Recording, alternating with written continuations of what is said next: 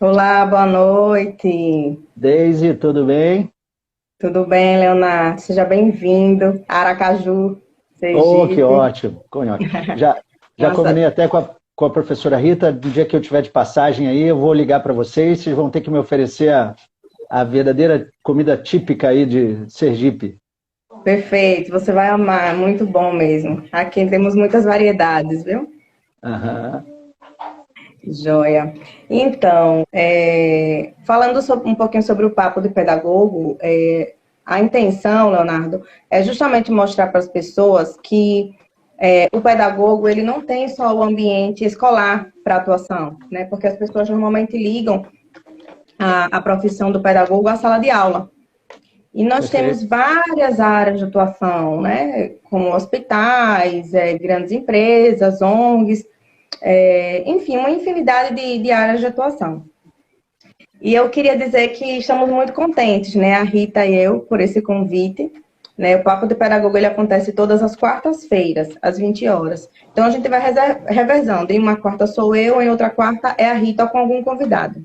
E você é o nosso primeiro convidado do sexo masculino. Então estamos assim Ah, que muito bom. contentes, né, com esse contato. Eu fico muito feliz quando eu vejo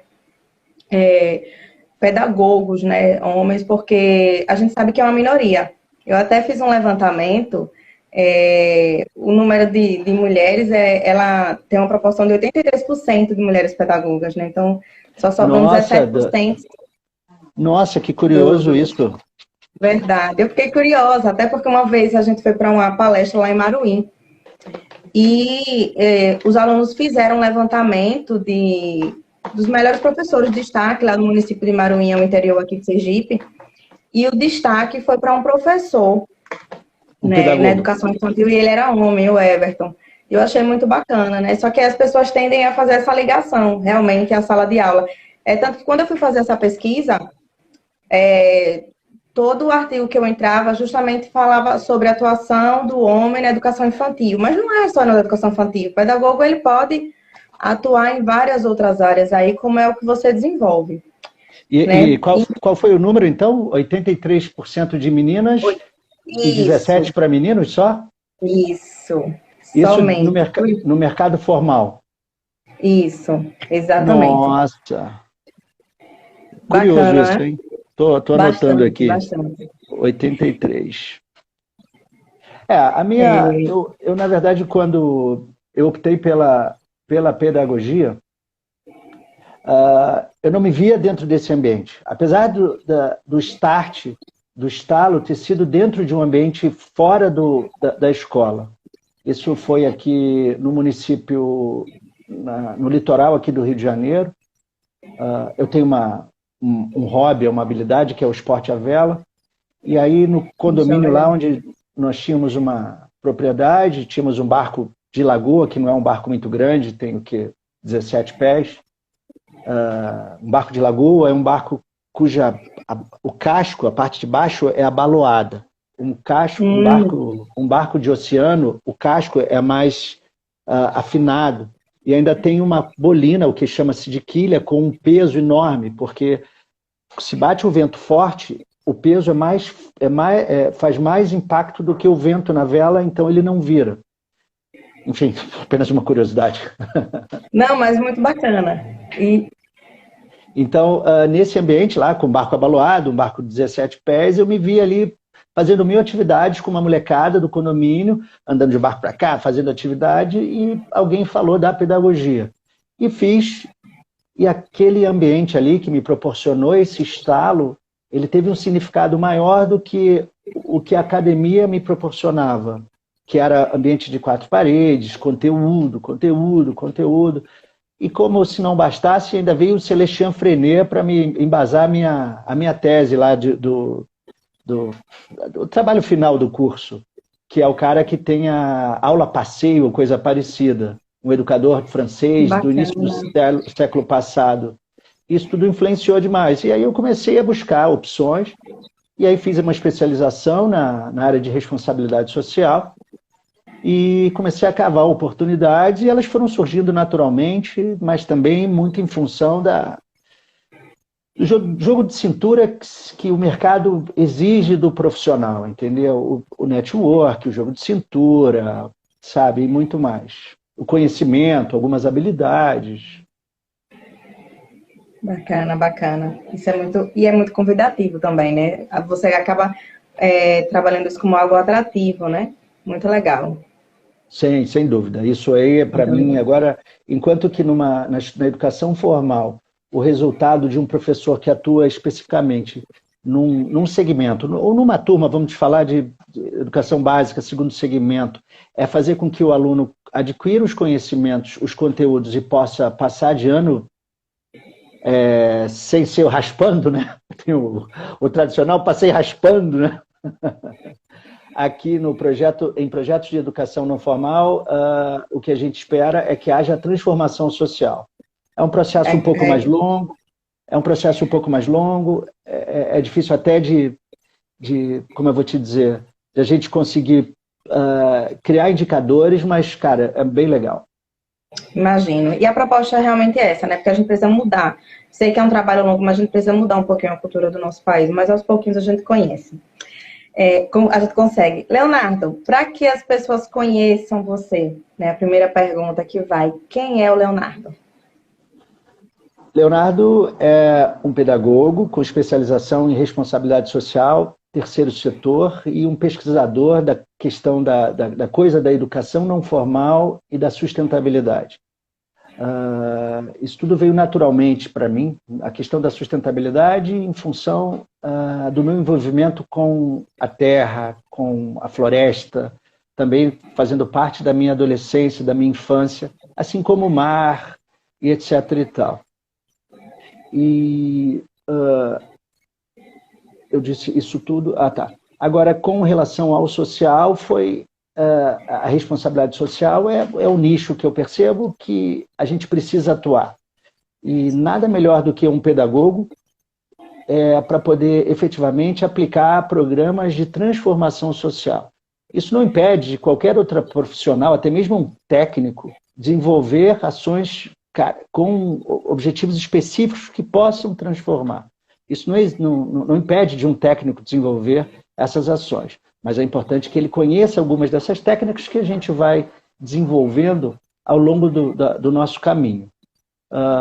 E hoje eu sou consultor de algumas empresas, sou consultor de algumas ONGs pro bono, colaborando sempre com a gestão, capacitando profissionais, sempre pensando na ponta. No início da carreira eu trabalhava na ponta, mas depois eu consegui migrar para a gestão propriamente dita. Eu comecei a perceber que eu, como gestor, tinha muito mais a agregar do que trabalhando na ponta.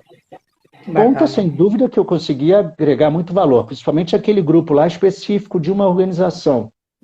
Mas era pouco para o que eu poderia desenvolver. Então eu passei a desenvolver a gestão. E uma oportunidade que eu tive recentemente, que eu tenho muito orgulho, foi que no governo atual, enfim, lamentando tudo o que vem acontecendo com o nosso governador, lamentando profundamente. No início do governo, eu fui chamado para atuar como interventor de uma fundação, que é a Fundação para a Infância e Adolescência.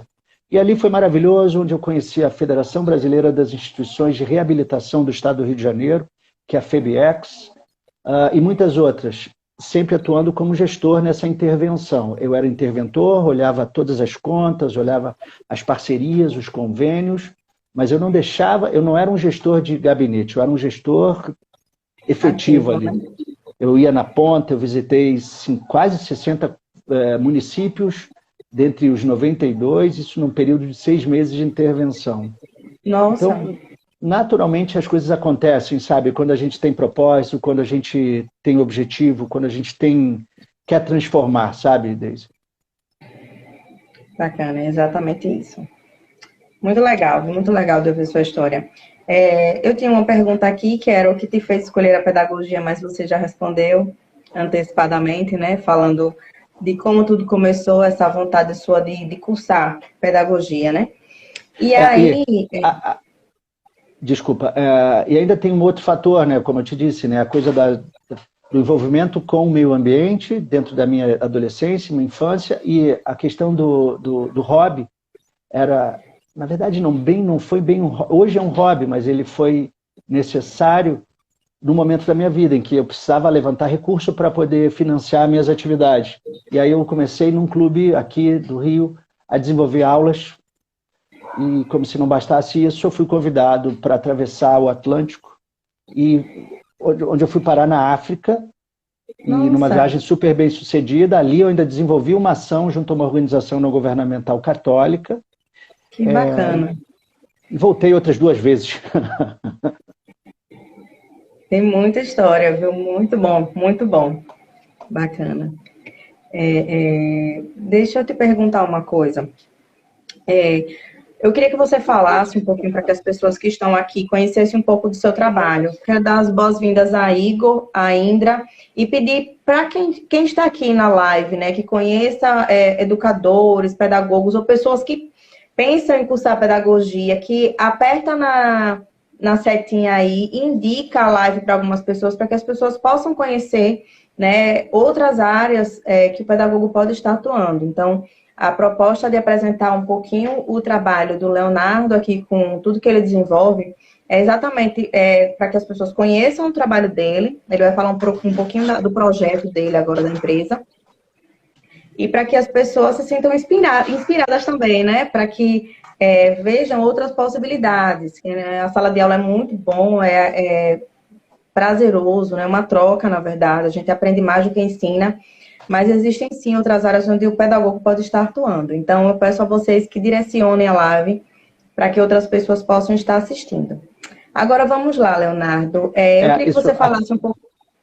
Isso é bem importante também, eu queria até abrir esse parênteses, porque muitas das vezes o profissional ele entra para a pedagogia acreditando num cenário, e chega lá, não é o cenário que ele quer. Mas ele perde a oportunidade de conhecer um cenário possível dentro da pedagogia, que é a pedagogia em áreas de educação não formal. E é brilhante, sabe, é desafiador, entendeu? A cada passo um novo desafio. Exatamente, exatamente.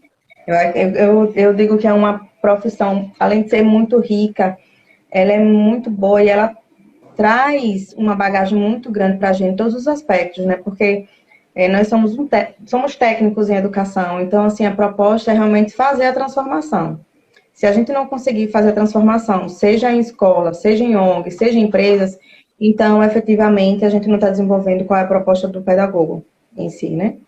Desejar boa noite aí, Ana Cléia, também. Seja muito bem-vinda. Leonardo, fale um pouquinho agora do Gestão Transversal e qual é a sua missão. Tá, vamos lá. Gestão Transversal foi uma empresa que eu abri justamente para poder prestar consultoria para as organizações, para as empresas que me encontravam, muito em função das redes sociais, e me chamavam para uma conversa, e era um desafio difícil, porque convencer a empresa, as organizações, que eu tinha um valor agregado, um valor a agregar. E a missão, eu até abri aqui, ela tem o objetivo de desenvolver e implementar ações e soluções socialmente responsáveis, gerando impacto positivo para a sociedade. E é isso que eu apresentava nos meus convites. O início da carreira foi um pouco desafiador, um pouco difícil, porque isso não estava no escopo de trabalho das grandes empresas. Mas com a situação econômica antes pandemia, que sempre foi gritante, a desigualdade social, e principalmente agora, hoje mais do que nunca, o pedagogo que atua em educação não formal, ele tem um mercado amplo.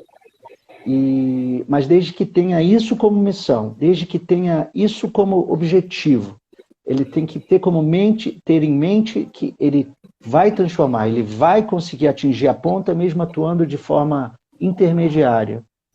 E essa é a nossa missão, é dessa forma que eu atuo, e eu estou me preparando ainda mais, porque vamos ter um desafio ainda maior, porque se até antes da pandemia nós já tínhamos uma desigualdade social gritante, que aos poucos nós íamos reduzindo, muito em função do interesse das empresas em fazer investimento social, hoje ele volta à crise econômica, o achatamento da renda faz com que a desigualdade aumente consideravelmente e é impossível para um país viver com a desigualdade. Isso é ruim em todos os sentidos. E eu vejo que as empresas começam a trabalhar nesse sentido.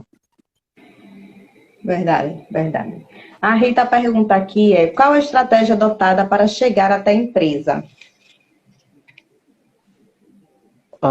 Na verdade, é o inverso. Eles que buscam a gente. Eles buscam profissionais de educação não formal.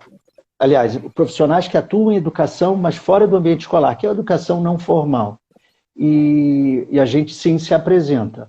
Mas é óbvio que a gente pode também mostrar para eles que é possível, nos mostrar para eles, entendeu? Através das nossas redes sociais. É só saber usar as redes sociais, entendeu? As redes sociais que eu tenho, eu uso de forma profissional e não de forma pessoal. E sempre divulgando, sempre fazendo comentários positivos, e sempre compartilhando os problemas que a nossa sociedade vem se deparando dia após dia. Não só os problemas, possíveis soluções. As soluções estão nas nossas mãos, preferencialmente na área para os pedagogos, quando não, qualquer profissional, não precisa ser necessariamente um pedagogo, pode ser um técnico, desde que ele tenha como foco a transformação social da ponta. Seja ela por meio de projetos sociais, seja ela por meio do esporte, da cultura, da educação, do trabalho. Perfeito, perfeito. Uma pergunta aqui, é uma área que eu gosto muito, viu? E a Rita sabe disso, minha parceira aqui do Papo de Pedagogos. Ela sabe que eu sou encantada com essa área. Eu não falei com a Rita. Rita, tudo bem? Nossa querida Rita. Rogério, seja bem-vindo. Eloá, sejam todos muito bem-vindos. Conexão Meio Ambiente também entrou aqui, sejam todos muito bem-vindos. E o Ed Sergipe é um movimento aqui de Sergipe que valoriza muito tudo que a gente tem aqui, a prata da casa, né? Vamos lá. Qual deve ser o papel das organizações no contexto de responsabilidade social e ambiental, na sua visão? Organizações privadas, digamos assim, né? Privada. Sim. Eu acho que o tripé da responsabilidade social, ele passou a existir, eu acho que foi na década de 80. Até então só tinha o econômico como case, como core business, como negócio principal. E o econômico como a atividade principal era ignorado literalmente a questão ambiental. Tanto que você lembra perfeitamente bem que desenvolvimento era sinônimo de fumaça em chaminé. Mas começou a vir uma sociedade, talvez como a conexão ambiental, entre outras, e pressionar os governos, pressionar essas instituições, essas organizações a fazer diferente. Foi difícil. Foi difícil porque era o desenvolvimento de uma nova cultura, quebrar um paradigma da galera que se estabeleceu profissionalmente no século passado, tentando se adaptar às exigências do século atual, do final do século passado. Então, até que entrou a questão ambiental. O tripé, ele existia, que era o tripé da responsabilidade social, que é o econômico, o ambiental e o social. Só que, no primeiro momento, o ambiental não existia, o social também não. No segundo momento, o ambiental passou a ter o seu valor. E agora, o que se vê é o social tendo o seu valor. Tanto é que algumas empresas, elas se sentem orgulhosas de fazer investimento, de atuar efetivamente no social. Agora, cabe a nós, profissionais que atuam na ponta, como gestores, valorizar isso de forma que a empresa possa nos recontratar, entendeu? Porque, infelizmente, é isso, é interesse econômico. A gente tem que mostrar para eles o que eles conseguiram, porque se a gente mostra, a gente consegue fazer com que ele renove o nosso contrato. Renovando o nosso contrato, a gente consegue ampliar mais ainda as nossas ações. Vamos considerar que um contrato tem 1, 2, 3 anos. Aí, renovando, a gente consegue ampliar o leque, ampliando o leque. E sempre entendendo quais são os interesses da empresa para que a gente possa mostrar para ela o que efetivamente interessa, porque aí ela vai e renova e passa a acreditar mais ainda no nosso potencial, sem deixar de lado o que é chamado greenwashing. Greenwashing é uma empresa que se vende como ambiental, mas efetivamente não faz nada. Nada. Ela usa os meios sociais para falar, não, nós temos produtos socialmente ambientais, etc. e tal, socialmente responsáveis, etc. e tal. E como o povo não tem o costume de pesquisar, haja visto aí o que a gente tanto fala de fake news e good news, sei lá se posso chamar good news, a gente acaba caindo no conto da carochinha, né?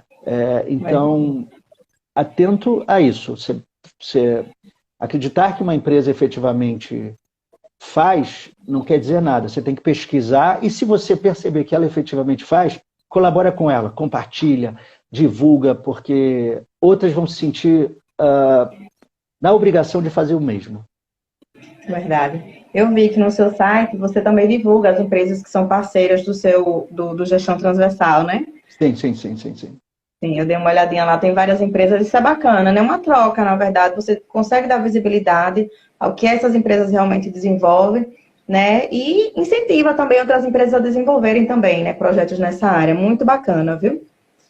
Seja bem-vindo, Breno, Beth, Novidades, Braulio, meu esposo aí também prestigiando aqui, Glaucia, sejam todos muito bem-vindos, viu? Quem puder também depois, conheça lá um pouquinho do projeto do Leonardo, né, que é o Gestão Transversal, um trabalho muito bacana mesmo. Voltando para essa questão da atuação do pedagogo, eu queria que você falasse um pouquinho dessa educação não formal, né? Qual o impacto, né, de tudo isso, né? Quais são os benefícios que ela pode trazer para a sociedade também? Vamos lá. Antes de tudo, mais uma vez, obrigado a todos que estão aqui com a gente. Se tiver, eu estou olhando para a Deise, eu acabo não olhando quem está falando, quem está entrando. Tranquilo. Se tiver alguém do meu grupo, por favor, não deixe de seguir a Deise ou a professora Rita. São duas profissionais super comprometidas com a transformação dentro e fora do ambiente escolar. E quem estiver aqui me ouvindo também, querendo seguir o Gestão Transversal, sempre tem alguma novidade, sempre tem...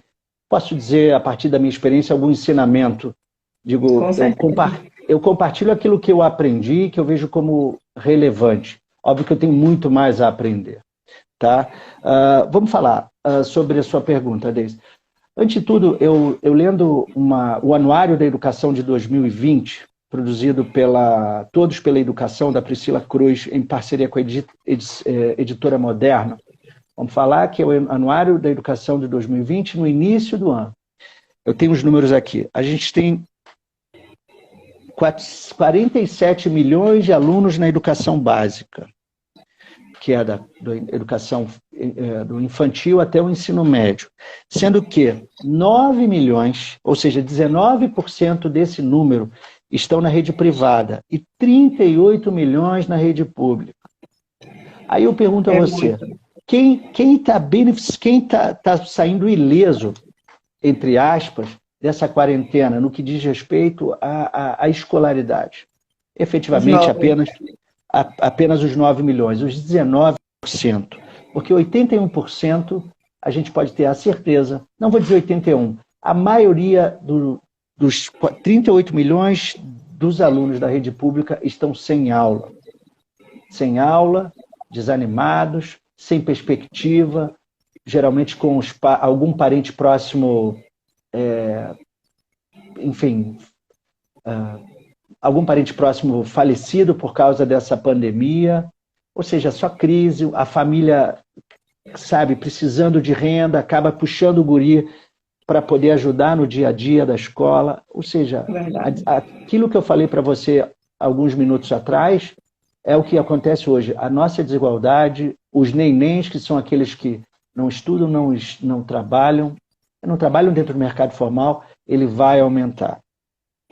Então, a educação não formal, efetivamente, ou seja, projetos de inserção social, por meio do esporte, da educação, da cultura, seja qual for digamos assim, o plano de trabalho, ele tem como objetivo desenvolver a autoestima desses jovens que naturalmente, em função de tudo que está acontecendo, consequentemente, estão desmotivados. É motivar através de ações assim, efetivas e objetivas. E uma ação efetiva e objetiva, ela amarra também a educação formal. Então, nosso objetivo, o objetivo da educação formal, dentro do meu ponto de vista, ou seja, daqueles gestores de projetos de educação, de projetos sociais, enquanto que, não vou dizer a escola, o contexto atual empurra o aluno para fora da escola, que é o achatamento da renda, naturalmente o guri, não, hoje você vai me ajudar, vem aqui para o sinal vender chiclete, vem para o sinal jogar limão para o alto. A gente faz o caminho inverso, a gente vai por fora e joga ele para dentro da escola. Então esse é o papel. Isso no que diz respeito à inserção social, seja de alunos que estão fora da escola.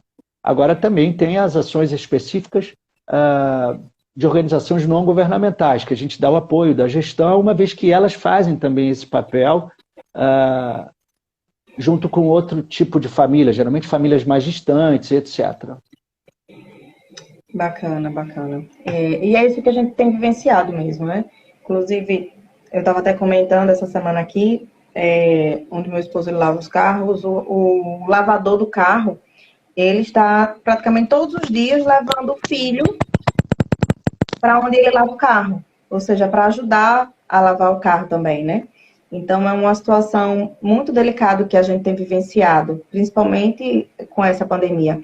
A Anaplé aqui, ela vem contribuindo, dizendo que a educação não formal impulsiona o crescimento social e econômico, com certeza, né? Seja bem-vinda, Anaplé. A Anaplé é uma pedagoga de primeira também. Carla, assistente social, Crislan, sejam todos muito bem-vindos. Ana Luísa também, Juliana, sejam todos muito bem-vindos.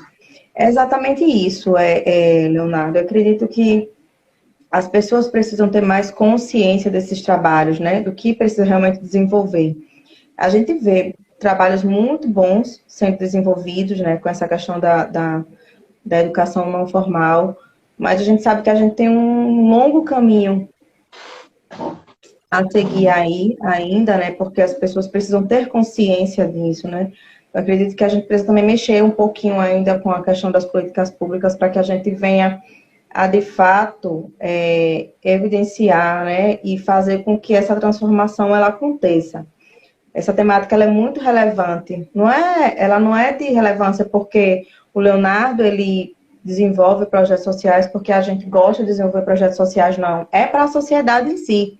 Né? Quando as pessoas se derem conta de que projetos como esse, né, que trabalha junto com a educação, vai fazer com que o ser humano ele se desenvolva de uma maneira bem melhor e com protagonismo, isso vai ajudar bastante. Né? Isso não ajuda só o próprio aluno, isso ajuda o meio em que ele vive. É um desafio muito grande, sabe, Deise? Porque eu chamo como a força da comunidade, ela é infinitamente maior do que qualquer outro movimento. Então, quando eu vou para uma determinada sala e reúno os familiares, reúno os alunos de uma ação social financiada por uma grande empresa, todos no primeiro momento ficam muito motivados, mas a taxa de evasão ela começa a aparecer. E aí você vai saber do aluno, ele prefere ficar na rua, porque na rua ele tem outros valores que não são nem um pouco, digamos assim, adequados àqueles que vão levar eles para o futuro. Entendeu? Então, um hábito que eu tenho, que eu acho que pode servir como exemplo, enfim, eu moro aqui num determinado lugar, eu paro no sinal naturalmente e sempre vejo crianças me abordando, tio, compra isso, tio, compra aquilo. Eu compro numa condição, eu peço um boletim escolar. O simples fato de a gente abrir a janela, tudo bem, pode ser perigoso, mas o simples fato de a gente abrir a janela para dar atenção já faz com que ele fique muito motivado. Principalmente quando a gente cria um link ali de diálogo. E aí quando eu vou assim, beleza, quero ser seu amigo, quero apostar em você, deixa eu ver o seu boletim. Ele mostra. E aí você começa a trabalhar isso. Olha só, tô vendo que você está bem nisso, eu vou te ajudar, vou te dar roupa. Aí você pega uma roupa aqui, outra ali, pede para sua rede de amigos, compra um caderno, começa a dar aquilo que ele precisa. Ele passa a ter você como referência. E bem ou mal, eu tenho certeza que você consegue fazer com que aquele guri ele se desenvolva melhor do que os demais coleguinhas que não tiveram aquela oportunidade. Mas se desenvolve, mas acabam impactando também os coleguinhas, que é o que a gente chama de impacto indireto. Isso. Que legal. Muito bacana. Que as pessoas peguem isso como exemplo. Vou pegar isso como exemplo agora, viu? Por favor. Mas tem que acompanhar, entendeu? Tem que acompanhar. Bacana. Me abordar no sinal agora, já sabe o que eu vou pedir. Né? Quero dar as boas-vindas aqui à Ana Carla, a Keila, a Mariana, a Cris, que nem blogueira aqui. Sejam todos muito bem-vindos, viu? Você está dando ótimos exemplos aqui, viu, Leonardo? Bacana mesmo. Todo o seu trabalho e todas as suas atitudes quanto ser humano também, né? Porque não basta, como você falou, não basta oba-oba, porque eu faço isso, porque eu faço aquilo outro, né? Quando você tem, de fato, essa proposta de transformação dentro de você, até numa pequena atitude como essa que você falou agora, né? No sinal do trânsito você consegue fazer. Plantar, nem que seja uma sementinha, né? Plantei ali. Se vai brotar, a gente não sabe, mas o que é importante é que você fez o seu papel ali como cidadão que sabe da importância desse poder, né? Dessa transformação. Muito bacana. O papo está muito bacana. Eu queria ver aqui com você também. Eu estava dando uma lida antes de fazer essa proposta desse diálogo aqui sobre pedagogos e exatamente sobre esse tripé que você falou agora há pouco, né? Sobre os tipos de responsabilidade social, né? Que é a social corporativa, o RSC, né? A empresarial, o RSE, e o ambiental, que é o RSA. O que você acha que é necessário para que as empresas se conscientizem da importância de que elas realmente façam não só ações que venham desenvolver coisas produtivas dentro da própria empresa, mas que elas venham a desenvolver coisas para a sociedade também. A gente sabe que tem empresas aí que elas estão em busca de qualidade, tem a questão do ISO, e aí elas vão batalhando para poder desenvolver algumas coisas, eu acho que é muito bacana. Mas o que é que você acha que pode ser feito para que uma cultura, né, seja realmente voltada para esse tipo de ação dentro das empresas? Você acha que a política pública que precisa incentivar mais um pouco? Você acha que é a sociedade que tem que se movimentar mais para isso? Qual a sugestão quanto a isso? A política pública, ela, na verdade, não é por incentivo, né? É por uma medida, assim, por uma obrigação, entendeu? Eu acho que, no que diz respeito à medida pública, a iniciativa pública, eu acho que esse cenário, ele vai ser um case para eles, porque eles viram que aonde eles precisam investir, eles não investiram no que há em tecnologia da informação na escola. Então, eles vão começar a investir. Agora, a partir do momento em que a sociedade começa a se manifestar, tanto junto aos seus, digamos, governantes, aqueles que você elege na cadeia municipal, estadual ou federal, para criar leis que possam beneficiar a própria cidade, leis ambientais e sociais, você já está colaborando diretamente. Isso vale também para as grandes empresas. Haja visto o que aconteceu aí com o tal do TikTok. Eles chamam de geração Z. Geração Z é aquela nascida já na rede social. Eles conseguem, por incrível que pareça, o TikTok é um aplicativo que dura, sei lá, 50 segundos, e para você chamar atenção, você tem que botar uma melancia na cabeça. É muito engraçado. Eles conseguiram se mobilizar quando perceberam que o presidente dos Estados Unidos estava falando da boca para fora, ou talvez de dentro para fora, e compraram vários tickets de um comício que ele fazia como tradição todo semestre, compraram quase que todos os tickets. E o Trump chegou no comício e não tinha ninguém. Foi uma forma da gurizada, da geração Z, se manifestar contra uma figura que trabalha contra uma sociedade. Então, a sociedade propriamente dita, eu acho que pode pressionar, pode e deve. Deve. Então, ao mesmo tempo que ela trabalha as suas redes sociais, compartilhando, fazendo uma graça aqui, outra ali, tirando uma foto aqui, outra ali, ela deve compartilhar boas ações e, na medida do possível, com muito respeito e zelo, compartilhar ações que não são benéficas à sociedade. Temos mais um exemplo, esse desembargador aí que, cara, numa falta de respeito com a sociedade, ele rasgou a multa que ele recebeu por não usar máscara. No primeiro momento, esse cara, para mim, é uma figura old school. No primeiro momento, ele não se importava com isso porque não era forte. Agora, está em todos os jornais isso. E já foi para o CNJ, que é o Conselho Nacional de Justiça. Agora, o que o CNJ vai fazer ou não, já são outros 500. Mas é importante a gente compartilhar ações boas, positivas, e também, na medida do possível, aquelas que faltam. Uma organização está fazendo uma coisa que não deve, vamos dizer assim, uma coisa feia. Cara, tira uma foto com muito respeito para não entrar em bola dividida. E fala, bota na rede, marca a empresa, poxa, você acha isso legal? Talvez você não tenha conhecimento, mas o seu grupo vem fazendo isso. Sempre com muito respeito, com muita educação. E também falando das coisas boas, principalmente. Parabéns para a empresa tal por estar desenvolvendo isso, isso e isso. Então, é uma forma da gente conseguir desenvolver essa cultura. Verdade. Muito boas as colocações, perfeitas.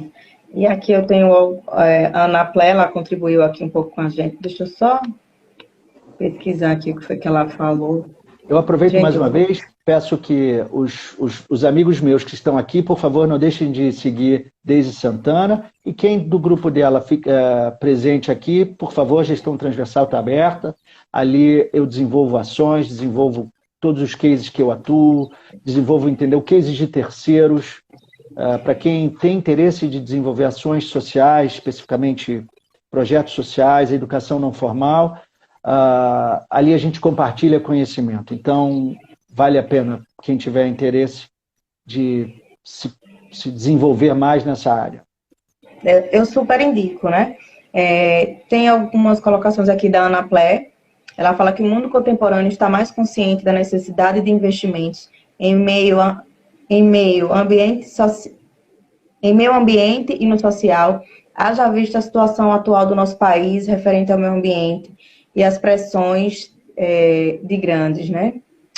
Aqui também ela fala que no contexto atual temos visto a sociedade repudiar empresas ambientalmente e socialmente não benéficas. Exatamente. Eu acredito que a própria sociedade está tomando uma postura diferenciada, né? Como essa que o Leonardo acabou de citar aí, e a gente começa a criar uma sociedade mais consciente, isso é muito bacana.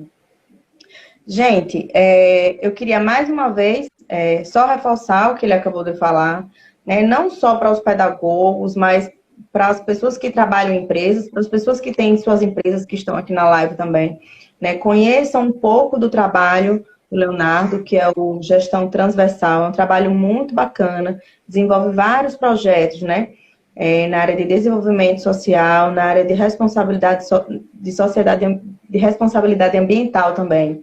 É um projeto muito bacana que ele faz parcerias com algumas empresas para que possam ser desenvolvidos projetos na sociedade. Principalmente, eu vejo que você trabalha também muito com jovens, não é, Leonardo? Sim, sim. Trabalho com jovens. O espaço vazio se dá exatamente na adolescência. Na educação infantil, naturalmente, ele está dentro da escola. Porque se o guri não está na escola, a mãe não tem como trabalhar. Mas a partir do momento em que o garoto desenvolve uma autonomia, ele pode dizer que vai para a escola, mas ele sai da escola. Então, e esse sair da escola para ir para outro ambiente, que é aquilo que eu falei há pouco, que é a força da sociedade, pode ser decisiva na carreira desse garoto.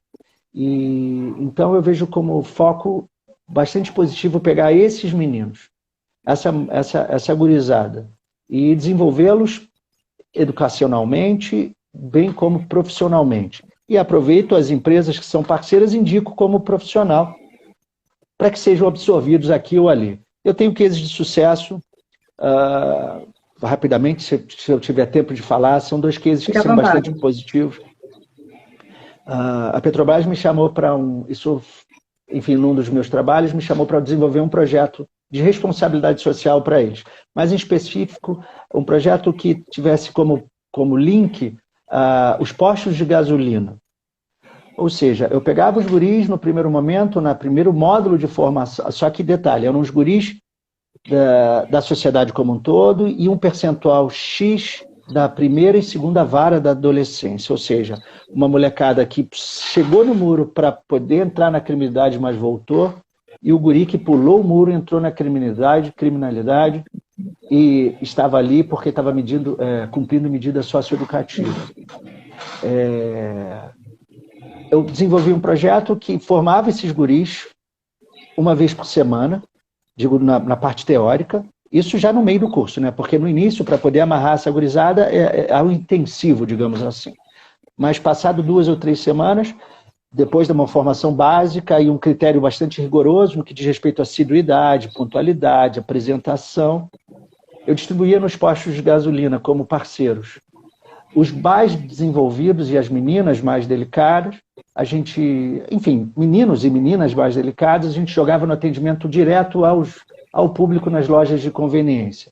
Já a galera mais hardcore, a gente por opção, tá? Porque dava opção para eles, a gente jogava como calibrador. E óbvio que não era simplesmente largar e simplesmente isso. Enfim, isso foi desenvolvendo e muitos eu consegui alcançar 70% de êxito nesse trabalho. Que 70% bacana. de empregabilidade, melhor dizendo. E de evasão eu tive apenas, acho que uns 25% a 23%. E tem mais o último case, que rapidamente, o Igor, ele era jogador de futebol, ele tinha tudo para arrebentar no futebol, tudo, digo, dentro do sonho dele, como de todos os outros jovens. Mas ele tinha bom senso e sabia que se não investisse em nada paralelo, se a atividade esportiva dele fosse interrompida, ele não teria o que fazer. Ele vinha de onde ele acordava tipo 4 horas da manhã, já não era mais Petrobras, aí era para uma rede shopping center. Ele acordava às 4 horas da manhã, ia jogar, tomava apenas um café da manhã e 10 horas da manhã terminava o treino. Terminado o treino, ele pegava uma condução, ia até onde eu tinha o projeto, era quase 70 quilômetros, e participava integralmente na parte da tarde. Eu sempre via aquele guri mais cabisbaixo, mais introspectivo. Aí eu, fui me aproximando. Ele me contou a história dele. E ele não almoçava, porque ele não tinha grana, cara. Eu falei, que é isso? Aí fiz uma parceria com um restaurante, ele passou a almoçar. Meses depois, esse guri já estava dentro do restaurante, mas na parte administrativa do restaurante. Que bacana. Então, eu vejo que atuar com jovem, você tem muitas possibilidades. Isso porque eles têm muitas dificuldades, entendeu? Bastante. E você vê que esses projetos, eles não vão só desenvolver, digamos que, futuros profissionais, né? Eu vejo, você falou, já que eu fiquei babando aqui, né? Eu vejo que você consegue também diminuir índices que são alarmantes aqui em nosso país, né? O Brasil, pela 3ª vez consecutiva, ele está no ranking do país mais ansioso do mundo, né? Então, entre 193 países, o Brasil está lá, no país mais ansioso do mundo. E quando a gente fala ansioso, a gente não fala que é só o adulto que tem as preocupações, que tem conta para pagar, que tem... Não. O índice de adolescentes, de jovens também, né, com ansiedade, com depressão, com síndrome do pânico, ele também é muito alto. Eu não lembro agora o número, mas assim, o número de jovens de 0 a 19 anos, Leonardo, que cometeram suicídio em 2018, foram mais de 15 mil, uma coisa assim. Eu sei que foi um número muito alarmante, e entre 0 e 19 anos.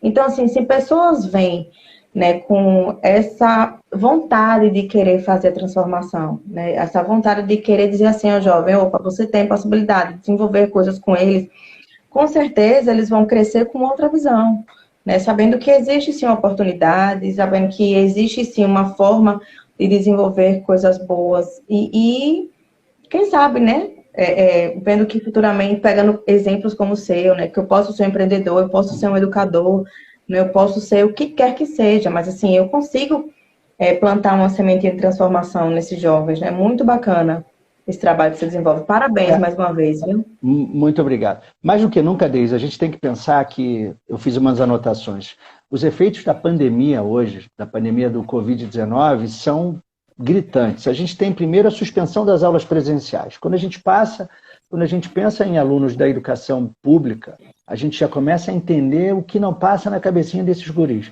Porque para muitos a escola é o futuro, principalmente para os pais. Aí você percebe suspensão das aulas presenciais, achatamento da renda, insegurança em relação ao futuro, parentes próximos mortos pela doença e o estresse tóxico gerado por tudo isso leva, se não houver uma ação social junto a essa comunidade, leva exatamente a esses números alarmantes.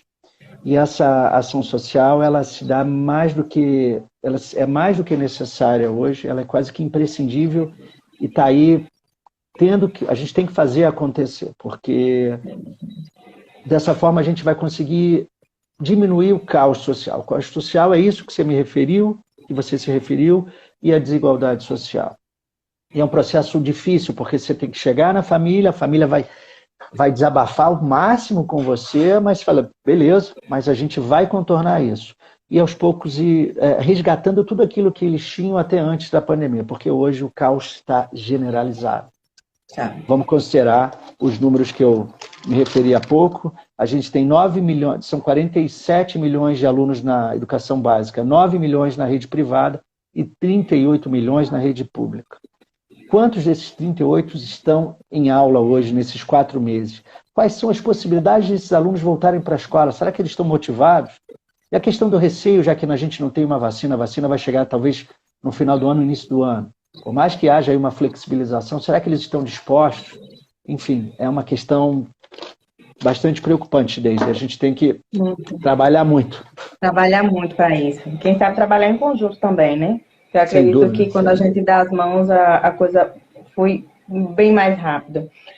Rita também, ela vem com mais alguma colocação aqui. Trabalhar a educação profissional com jovens é dar possibilidade à sua inversão no mercado de trabalho e progressão educacional, de fato, né?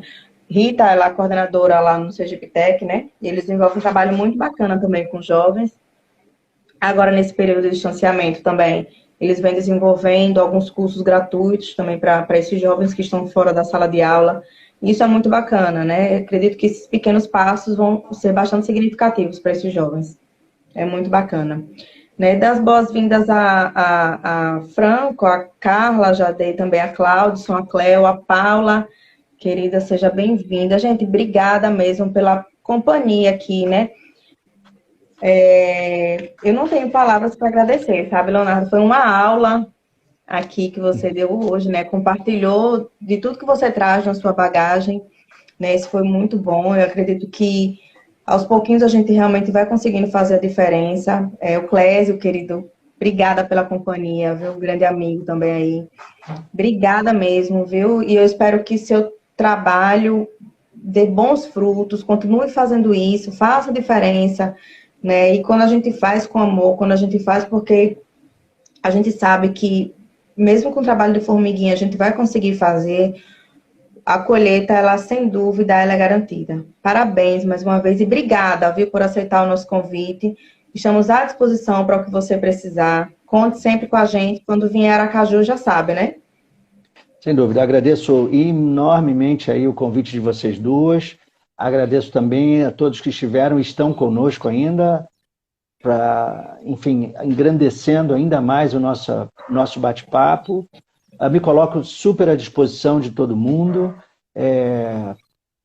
Enfim, estou aqui feliz com tudo isso e vamos repetir a dose. A gente tem muito ainda a aprender com vocês, eu não posso negar, entendeu? E tamo junto. Tá bom, obrigada. Espero que dê tudo certo, né? Que logo, logo tudo isso... a gente sabe que a gente tem um longo prazo aí para conseguir sanar um pouquinho tudo isso que a gente está vivenciando. Vamos fazer um trabalho de formiguinha, mas que a gente consiga fazer uma diferença. Um abraço para vocês aí no Rio de Janeiro. Obrigada mesmo pela parceria. Obrigada por todos que estavam aqui durante essa noite. Obrigada mesmo. A gente se fala, viu? Tá bom, Tchau, Breise. tchau. Breise, Obrigada, obrigado. Um gente. beijo, um abraço a todos. Tchau, tchau. Tchau, tchau.